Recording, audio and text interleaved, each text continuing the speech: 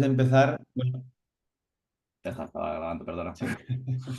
Antes de empezar, mira, aprovechando que somos poquitos, sentiros libres de interrumpirme y hacerlo más conversacional, ¿eh? Y si no, al final hacemos preguntas y fuera de cámara Sí, sí.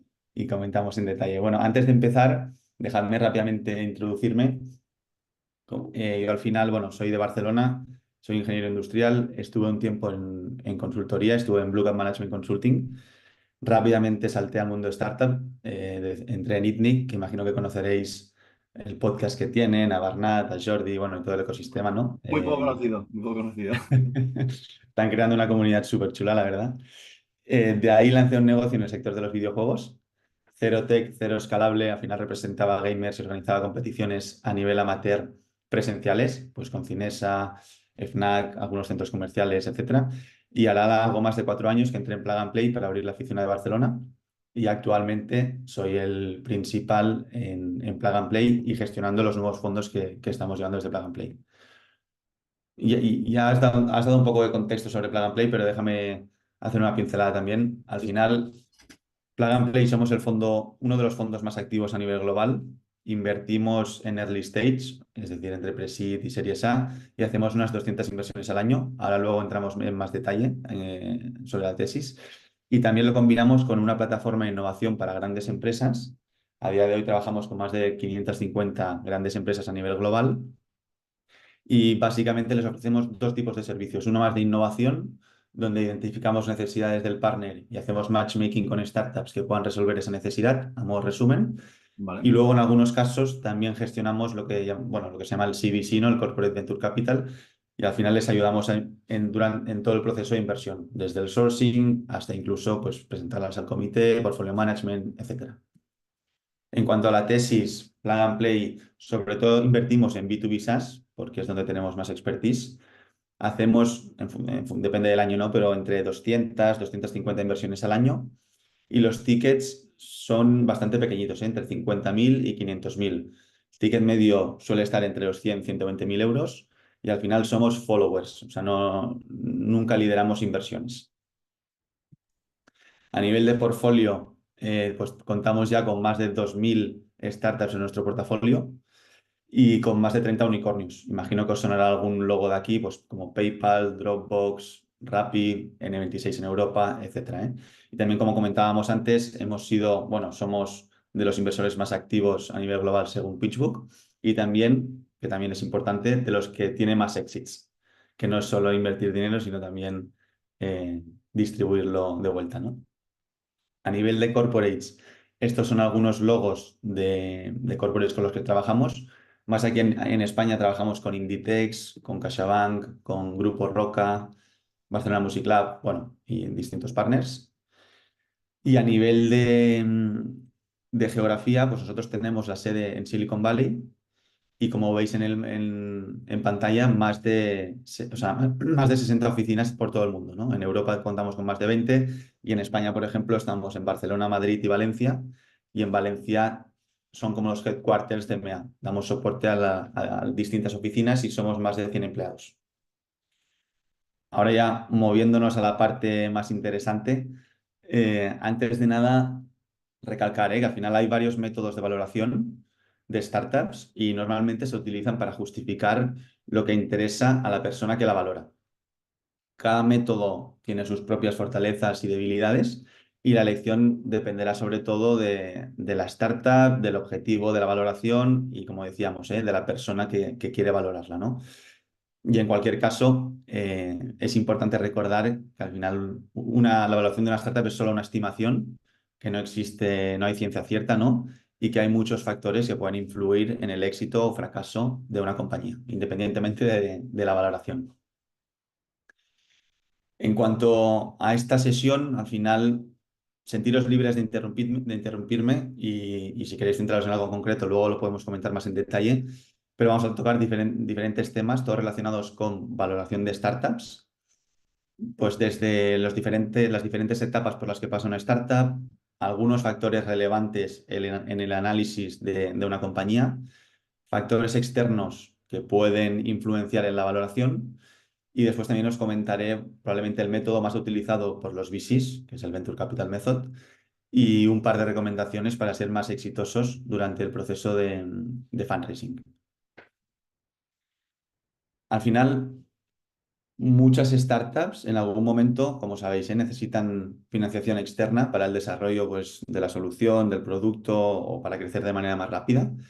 Y la etapa de una startup, entre otras cosas, determina quién podría estar interesado en proporcionar soporte financiero. Cada etapa, como sabréis, tiene características concretas que encajan mejor o peor con un tipo de inversor u otro, sobre todo según la versión al riesgo que puedan tener. Nosotros aquí hoy nos centraremos en etapas iniciales, en early stage, porque, que va de, pues, de series A, bueno, de pre-seed, perdonad, hasta incluso growth, ¿no? De series A en adelante. Y empezando por la primera, al final, pre-seed es la etapa más inicial de una startup, en la que sobre todo se junta el equipo fundador y se desarrolla la idea de negocio y se intenta hacer un prototipo. La valoración de startups en esta etapa es un proceso bastante complejo que viene atado, digamos, de la falta de información de la compañía. Al final, prácticamente en estos estadios no se tiene facturación, no hay usuarios, etcétera, ¿no? Y es por eso que los inversores suelen basar su decisión en el potencial de crecimiento de la empresa, que viene delimitado principalmente por el mercado y la calidad del equipo fundador. Otro factor importante a tener en cuenta en estos estadios es el riesgo. Las empresas en etapa pre-seed tienen un alto nivel de riesgo, ya que suele haber mucha incertidumbre en cuanto a la demanda del mercado. Luego, en etapa seed, aquí normalmente se empieza ya a tener un modelo de negocio más claro, clientes objetivos a los que realmente les puede interesar la solución.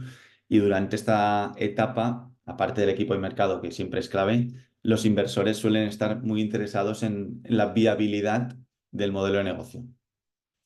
Luego, en fases más avanzadas, pues en series A, que vendría a ser como la etapa de crecimiento, normalmente la startup empieza a experimentar un crecimiento más grande y se puede empezar a expandir a nuevos mercados.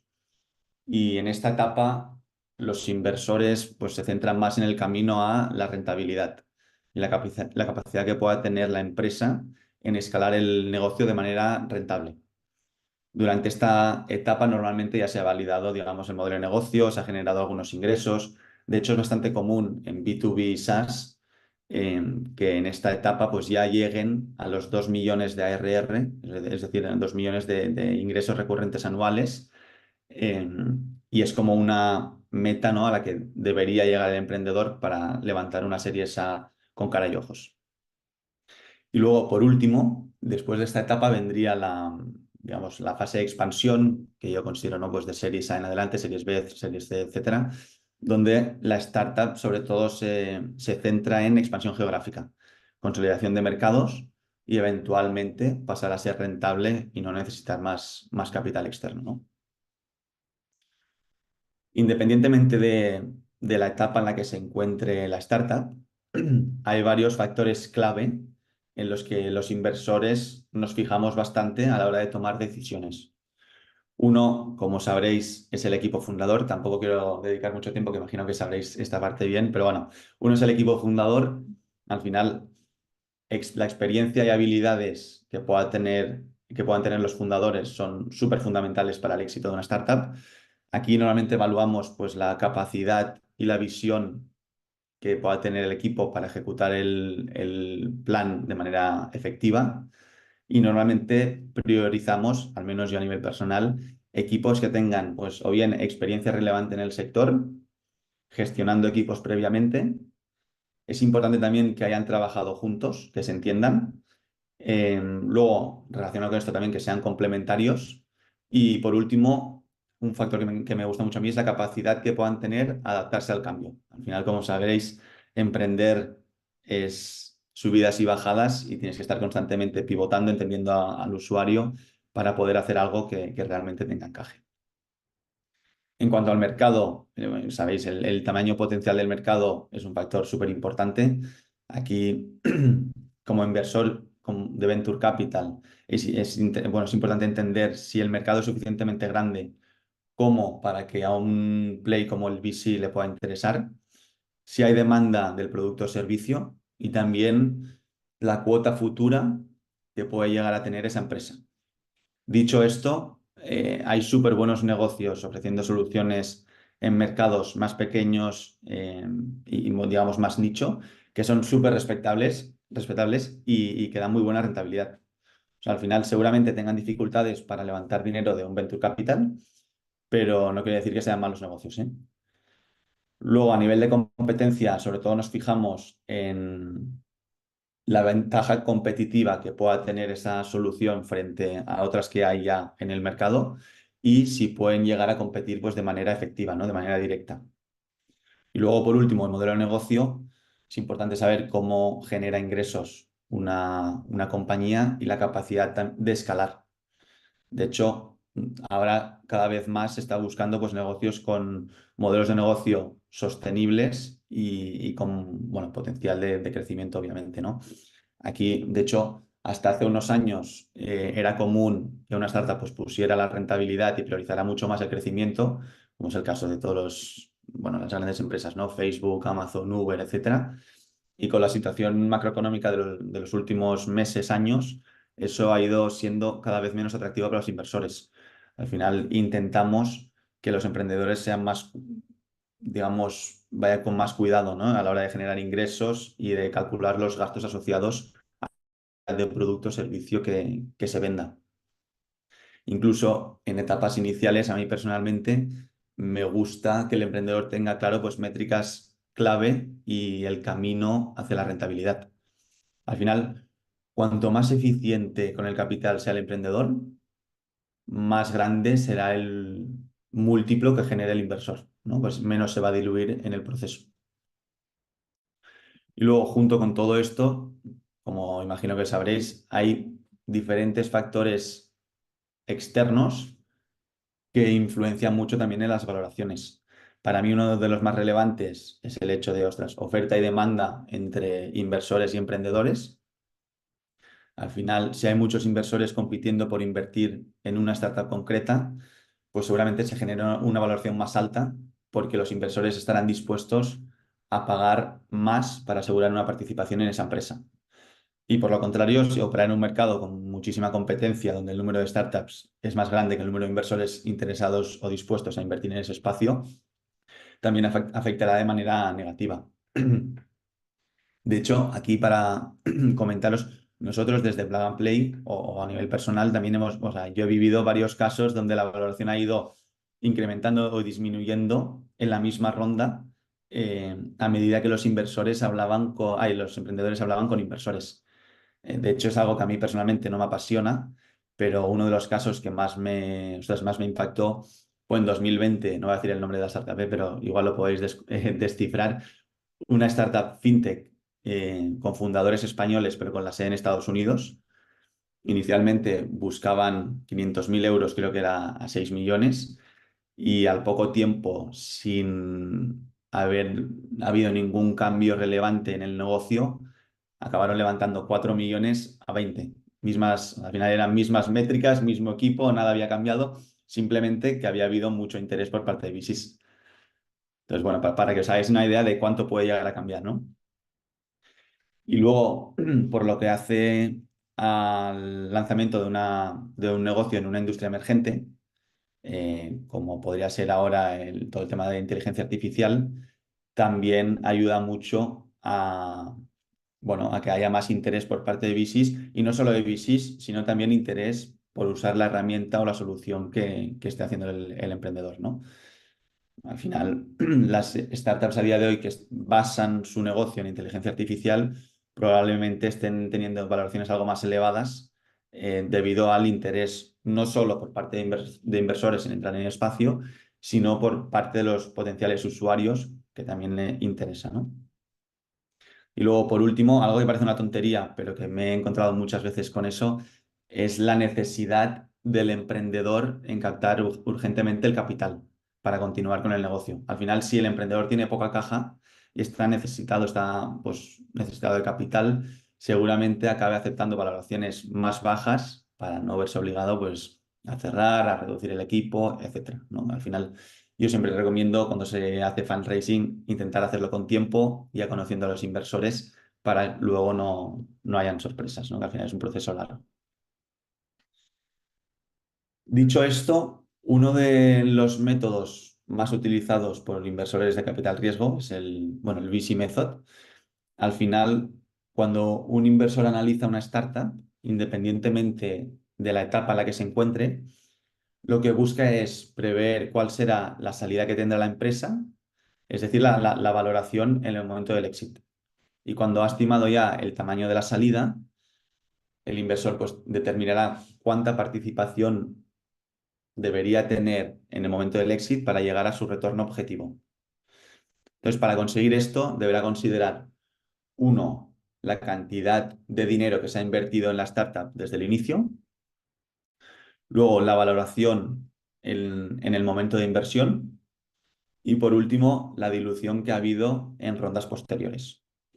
Vale, en base a estas suposiciones, los inversores deciden cuánta participación en la empresa necesitan para cuando haya una oportunidad de exit, alcancen el retorno objetivo. Ahora lo veremos más claro con un ejemplo, ¿eh? Pero al final dejadme hacer aquí un pequeño paréntesis y es que, como imagino sabréis también, los inversores los VCs, al final quieren invertir en startups que tengan la capacidad de generar un retorno del total del fondo, ¿no? Y on top de eso, pues generar el beneficio. Por lo tanto, nosotros hacemos suposiciones sobre el crecimiento de la empresa en los próximos años, digamos, y estimamos un valor en la salida para ver si puede cumplir o no con el retorno que buscamos. Aquí un ejemplo. Al final, en este caso, tenemos una empresa que busca 2 millones y deberíamos calcular a qué valoración invertir ahora, sabiendo que se estima que tendrá un éxito de 200 millones.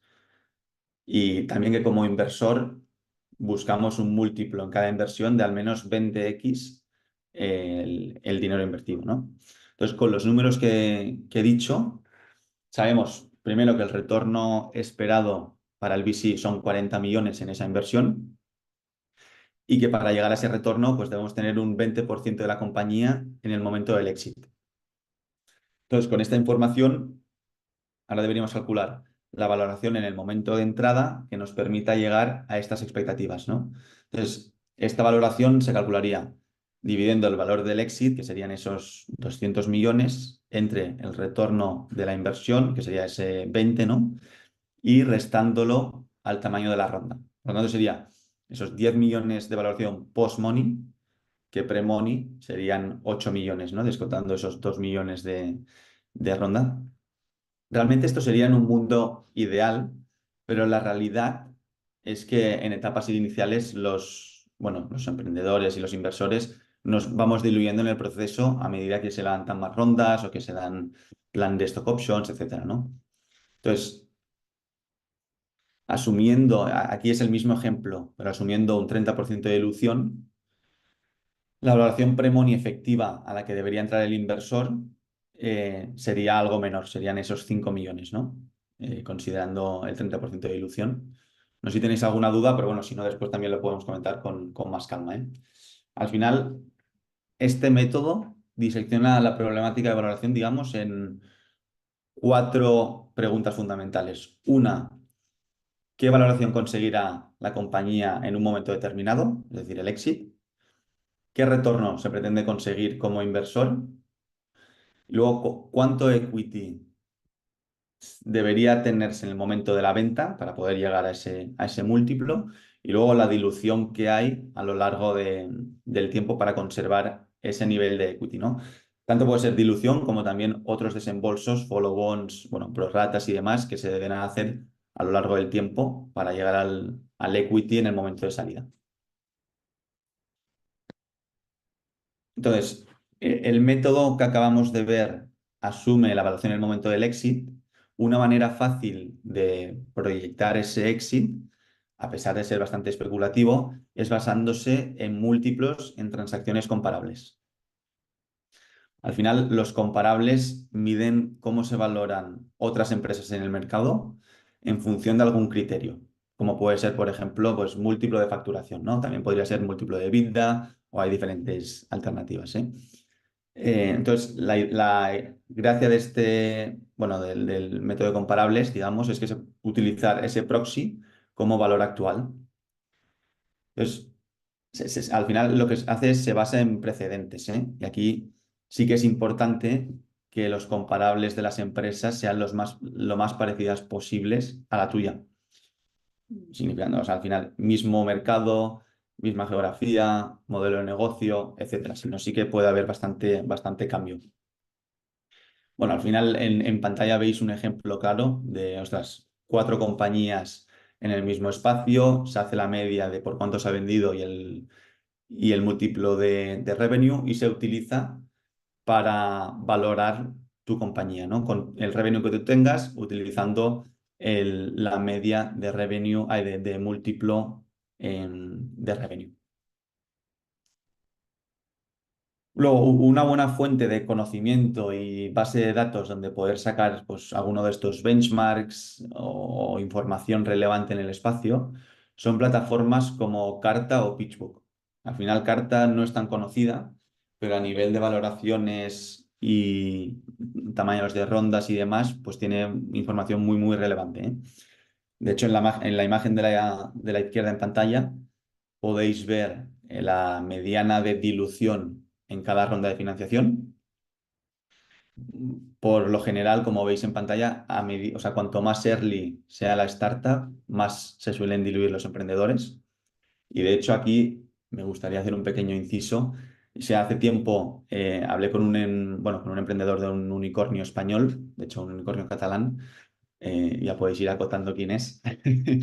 Y recuerdo que, ostras, que me dije, o sea, yo le pregunté, oye, ¿qué hubieras cambiado en tu pasado como fundador hasta llegar hasta aquí? Y me comentó algo tan simple como no ceder tanto equity en la primera ronda, ¿no?